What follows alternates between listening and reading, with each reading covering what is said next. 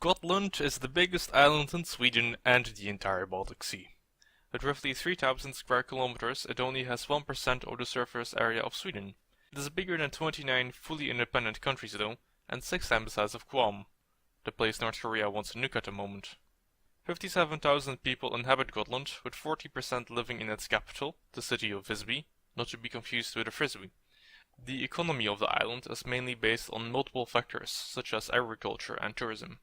The majority of land is made up from limestone, upon which a concrete business was created, and very surprisingly, Gotland has the northernmost vineyard and winery in the world.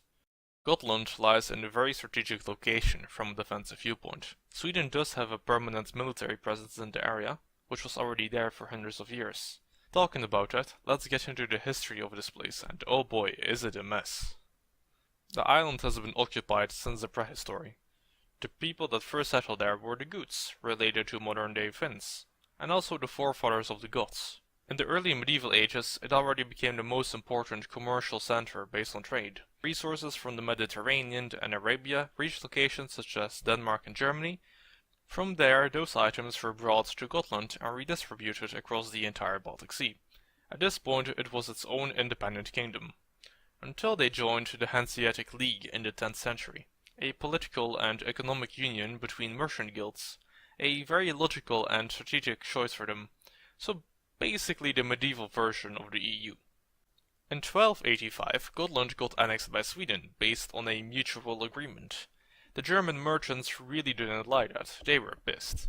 So in 1288 a tiny civil war broke out between them and the new Swedish forces, but in the end the German rebels were put down by Sweden. In 1361, Denmark declared war on Sweden and invaded and annexed the island.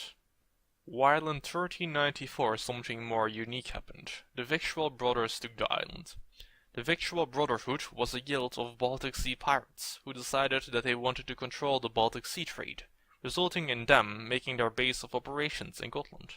Even though it sounds pretty cool, the Brotherhood collapsed 4 years later. At that point another power in Northern Europe made Gotland its vassal, the Teutonic Order. They were Christian knights that participated in the Crusades. After 11 years, they sold the island to the Kalmar Union, a united Scandinavia under the joint rule of Denmark, Sweden and Norway.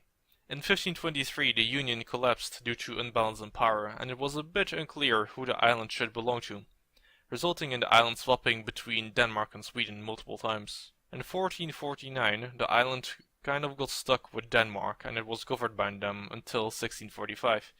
The Treaty of Brömsebro was signed and the island became permanently part of Sweden. Just kidding. In 1808, the Finnish War between Sweden and Russia took place, in which Russia invaded and occupied the island for a while, only to be taken back by Sweden during the same year. Okay, now it was permanently part of Sweden. During World War I, Sweden was neutral, but there still was a battle called the Battle of Gotland. This naval showdown took place off the coast of the island, and it was fought between the Russians and Germans. And Sweden just sat here with some popcorn. During World War II and the Cold War, the island became a military zone because of its location. Nothing ended up happening with that. Then the USSR collapsed and everyone was like, whatever, let's ease up on the military a bit. And that's where we are at today. One fun fact before we end the video. The Duchess of Gotland is a 3-year-old American girl. She is called Princess Leonor, the daughter of Princess Madeleine. Besides that, she's also 7th in line of succession for the Swedish throne. It's gonna be interesting for her to learn all of this when she grows up.